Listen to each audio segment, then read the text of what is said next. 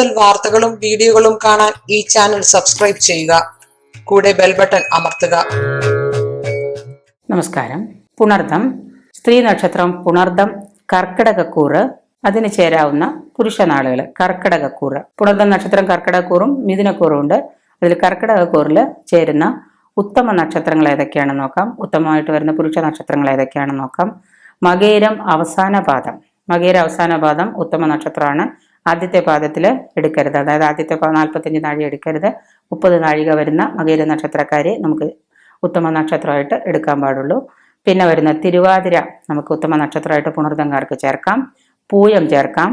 മൂലം, തിരുവോണം, പുരോരുട്ടാതി, 2ാം പാദം. പുരോരുട്ടാതിയിലെ 2ാം പാദം മാത്രമേ നമുക്ക് പുണർദം കർക്കിടകക്കൂറുകാർക്ക് ചേർച്ചയുള്ളൂ. പിന്നെ ഉത്രട്ടാതി എടുക്കാം.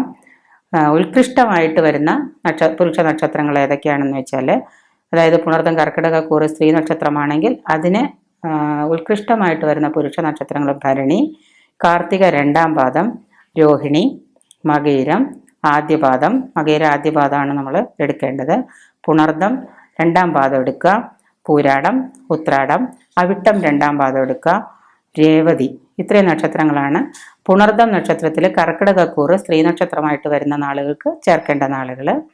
പുണർദം മിഥുനക്കൂറിലാണെങ്കിൽ പുണർദം സ്ത്രീ നക്ഷത്രം മിഥുനക്കൂറ്, അതായത് ആദ്യ ഭാഗത്തിന് വരുന്ന ഉത്തമ പുരുഷ നക്ഷത്രങ്ങൾ അശ്വതി, രോഹിണി, മകീരം 2ാം പാദം, മൂലം, തിരുവോണം, പുരോരുട്ടാതി 4 പാദം 1, 2, 3, 4 നമുക്ക് ചേർക്കാം.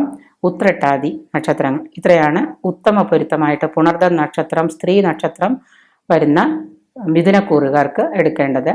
ഉത്കൃഷ്ടമായിട്ട് നമുക്ക് ചേർക്കാൻ പറ്റുന്നത് ഭരണി ചേർക്കാം, കാർത്തിക 2ാം പാദം ചേർക്കാം, തിരുവാതിര 2ാം പാദം ചേർക്കാം, പൂയം ചേർക്കാം, ഉത്രം 2ാം പാദം, അത്തം, ചോതി, വിശാഖം 2ാം പാദം ചേർക്കാം, പൂരാടം, ഉത്രാടം 1, 2, 3, 4 ചേർക്കാം, അവിട്ടം 1, 2, 3, 4 പാദം ചേർക്കാം, രേവതി.